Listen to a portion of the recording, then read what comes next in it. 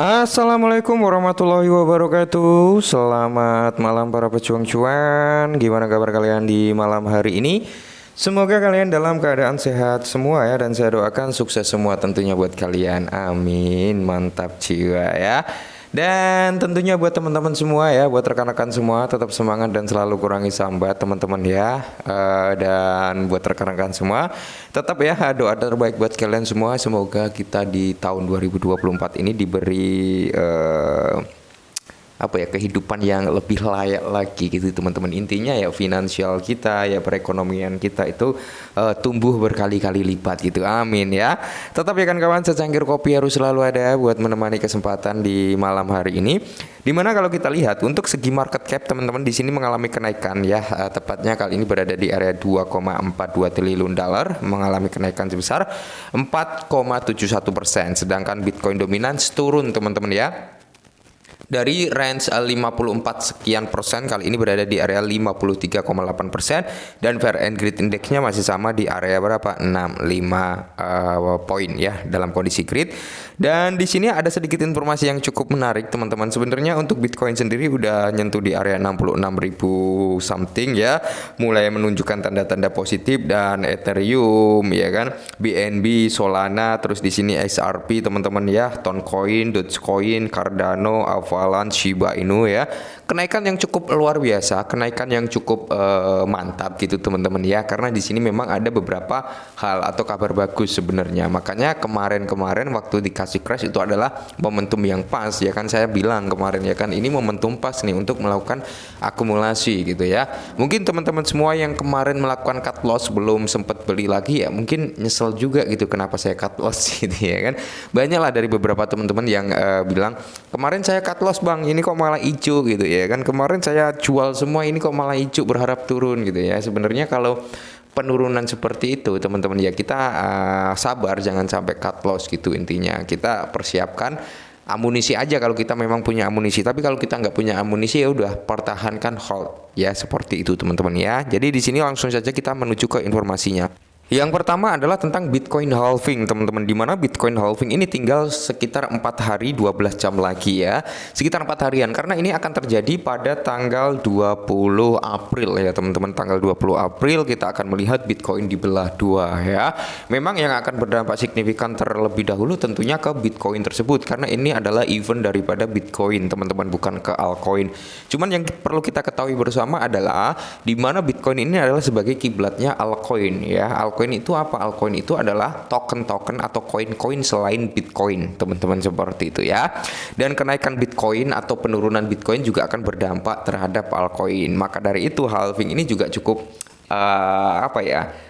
menguji adrenalin juga. Akankah ini mengulang sejarah tahun 2020 ya, tahun 2020, atau memang ini akan berbeda? Karena tahun 2020 setelah halving dia akan ada koreksi ya, kurang lebih 3 hari sampai 4 harian lah waktu itu ya. Kalian bisa lihat historikalnya itu teman-teman, atau sebulan 2 bulan gitu. Habis itu mengalami kenaikan secara bertahap sampai ke ATH-nya. Mantap ya. Dan di sini teman-teman, drama diskon daripada altcoin teman-teman di sini kayaknya udah mulai berakhir gitu teman-teman ya. Kemarin kan kita dikasih diskon yang ya lumayan lah ya kan. Nah, kali ini dikutip dari investing.com, di mana ya ini kita ketahui bersama bahwasanya crash daripada Bitcoin dan kawan-kawannya kemarin itu disebabkan serangan daripada Iran ke mana ya, kalian tahu sendirilah ke mana gitu ya kan. Nah, jadi di sini teman-teman ya, kayaknya ini udah akan mulai membaik nih. Karena apa? Israel tidak ingin meningkatkan pertempuran dengan Iran, resmi Amerika Serikat. Berarti ya nggak akan ada serangan balasan gitu teman-teman, yang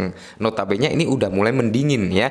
Ketika hal ini mulai mendingin, berarti di sini kita akan melihat pertumbuhan dari sektor kripto ini kayaknya akan mulai stabil lagi gitu teman-teman. Mantap jiwa ya. Terus yang berikutnya dikutip dari Bitcoin LFG teman-teman, di mana di sini juga ada kabar yang cukup nyenengin juga datang daripada Bitcoin dari Jerman teman-teman ya.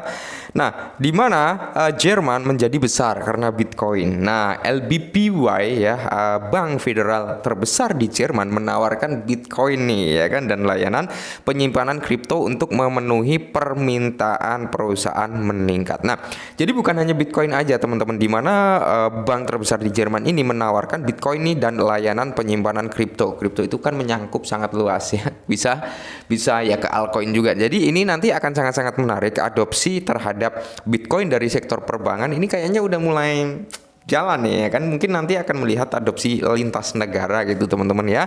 Mantap jiwa. Nah mungkin kenaikan daripada altcoin dan Bitcoin kali ini teman-teman ya disebabkan oleh ini juga, di mana Hong Kong approve spot Bitcoin dan Ethereum ETF application. Nah jadi Hong Kong ini udah mengapprove nih, udah menyetujui nih tentang Bitcoin spot ETF dan Ethereum teman-teman. Mantap jiwa ya. Jadi kalau kita lihat bersama-sama mungkin ini juga sebagai pemicu kenaikan daripada altcoin dan Bitcoin teman-teman ya.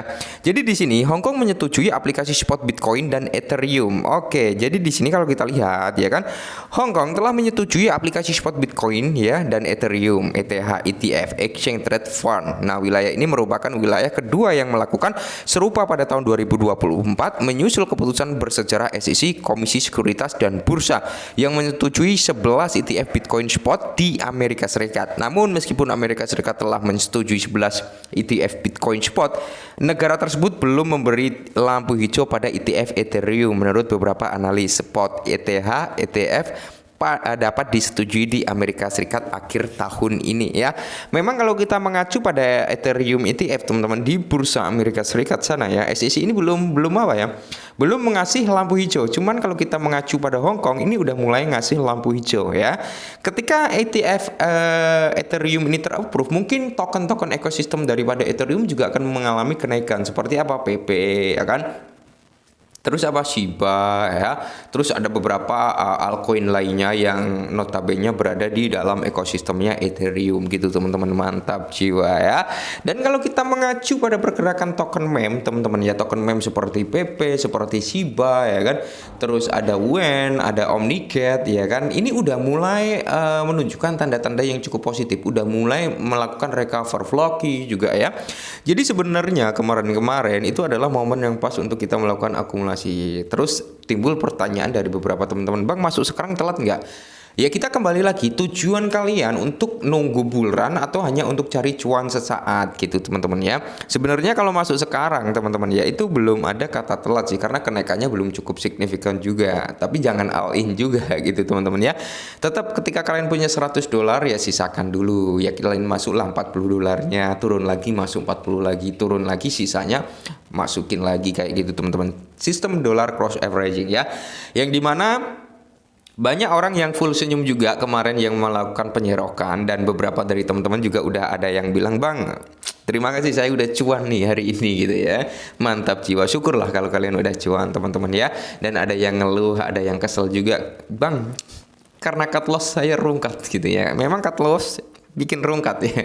Jadi buat teman-teman semua ya, ketika memang kita diuji dengan keadaan market yang berdarah-darah, ya kita lihat saja teman-teman ya, hold the winner gitu teman-teman. Ya kalau kita mau bertahan, mau memperjuangkan aset yang kita pegang, ya kemungkinan besar kita akan melihat hasilnya nanti ke depannya, kurang lebih seperti itu. Tapi dengan catatan ya, aset yang kalian pegang memang dari timnya aktif, dari progresnya jelas, projectnya jalan gitu teman-teman ya. Nah itu kemungkinan besar akan mendapatkan momentum bull run gitu teman-teman ya. Oke, jadi mungkin ini dulu ya sedikit informasi teman-teman ya, semoga sedikit membantu dan salam cuan.